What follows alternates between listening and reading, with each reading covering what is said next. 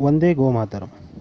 Cancer के उपचार के संबंध में जो भी इंक्वायरीज़ होती है, उनमें जो सवाल पूछे जाते हैं, उनका जवाब इस वीडियो के माध्यम से देने की कोशिश करते हैं। सभी का पहला सवाल ये होता है कि आप कौन सी दवाई देते हैं। कॉमन कैंसर की दवाइयों में संजीवनी क्वाथ है। इसके घटक होते हैं अश्वगंधा, शतावरी, निर्गुंडी, बेल, अपामार्क, सप्तरंगी, सर्पगंधा, मकोय, पुनर्नवा, तुलसी, गोखरू, पलाश के फूल, भुई आंवला, कांचनार, हल्दी, दुर्वा, पाषाण भेद और इसी तरह की 46 वनौषधियाँ। दूसरी दवाई होती है गव्य त्रिफला। इसमें गौमूत्र, आंवला, हरड़ और बेहड़ा होता है। तीसरी होती है शक्ति सुधा कैप्सूल। ये हमारा एक सीक्रेट फार्मूला है, जब तक पेटेंट नहीं होता इसके घटक आपको नहीं बता सकते।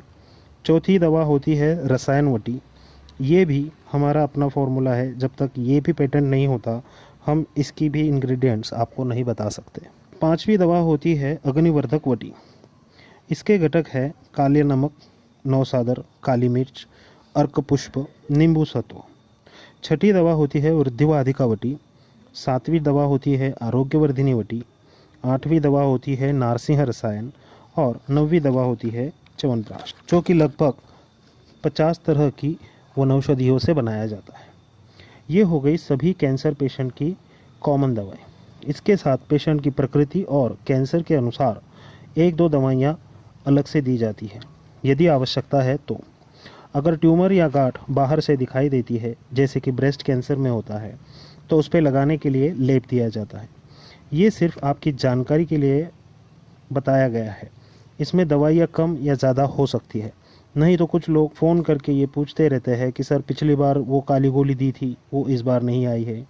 आपको क्या देना है ये हमें पता है, इसलिए कृपया अपना दिमाग ना चलाएं। पूरी श्रद्धा और विश्वास के साथ औषधि का सेवन करें। दूसरा सवाल ये होता है दवा कितने दिन की लेनी पड़ती है। तो आपको बता दें, हर इंसान का शरीर अलग अलग होता है। अगर इस दवा से कोई पेशेंट 3 महीने में ठीक होता है तो ज़रूरी नहीं है कि आप भी उसी समय में ठीक हो, क्योंकि पेशेंट का शरीर दवाइयों को किस तरह प्रतिक्रिया देता है, पेशेंट की मानसिकता क्या है, पेशेंट की शारीरिक अवस्था कैसी है, क्या उनका ऑपरेशन हुआ है, कीमोथेरेपी, रेडिएशन हुआ है, और भी कई बातें होती है जो दवाइयों पर असर करती है। इसलिए ये बताना संभव नहीं है कि पेशेंट कितने दिन में ठीक होगा, लेकिन हम 6 महीने तक पेशेंट को दवाइयाँ देते हैं और अभी तक इससे ज़्यादा दवाइयाँ देने की आवश्यकता नहीं पड़ी है। तीसरा सवाल होता है क्या आप गारंटी लेते हैं। तो इसका जवाब है नहीं, हम किसी भी तरह की कोई गारंटी नहीं लेते हैं, क्योंकि drugs and magic remedies act 1954 के अनुसार यदि कोई ये कहता है कि हमारी दवाई से कैंसर ठीक होता है तो ये कानूनन अपराध है, गुनाह है। हम सिर्फ ये कोशिश करते हैं कि कैंसर पेशेंट से जीवन मान में सुधार ला सके, अंतिम श्वास तक वो पेशेंट अपने सारे काम स्वयं कर सके, लाचार ना हो। पेशेंट की रोगों से लड़ने की क्षमता इतनी बढ़ाई जाए कि उसका शरीर स्वयं बीमारी को ठीक करे।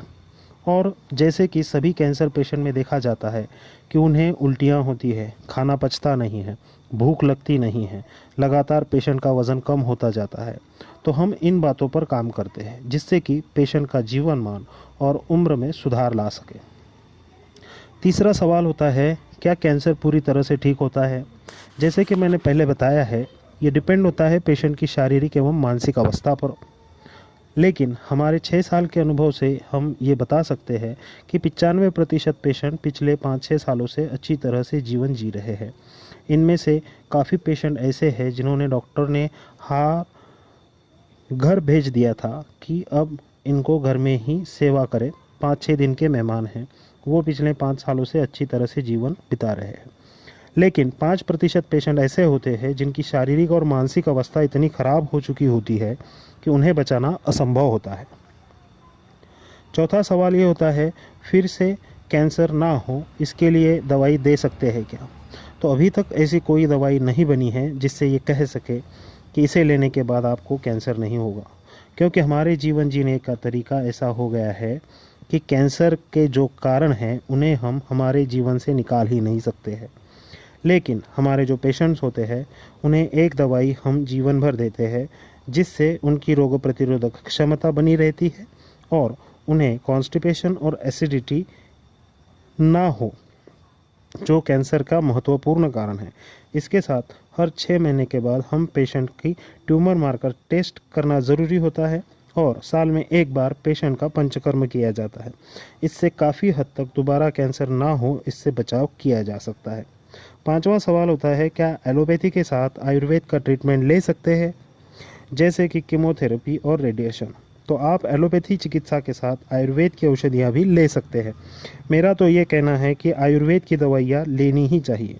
तो इसका फ़ायदा ये होता है कि एलोपैथी चिकित्सा से होने वाले जो दुष्परिणाम हैं, साइड इफ़ेक्ट्स होते हैं, जैसे कि भूख ना लगना, उल्टी होना, बालों का गिरना, कमज़ोरी आना, ऐसी समस्याएं होगी ही नहीं यदि आप साथ में आयुर्वेद की दवाएं ले रहे हैं तो।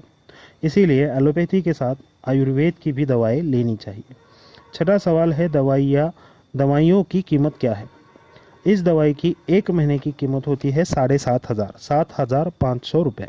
एक बार दवाई खरीदने के बाद किसी भी परिस्थिति में दवाइयाँ वापस नहीं ली जाएगी, ना ही पैसे वापस मिलेंगे।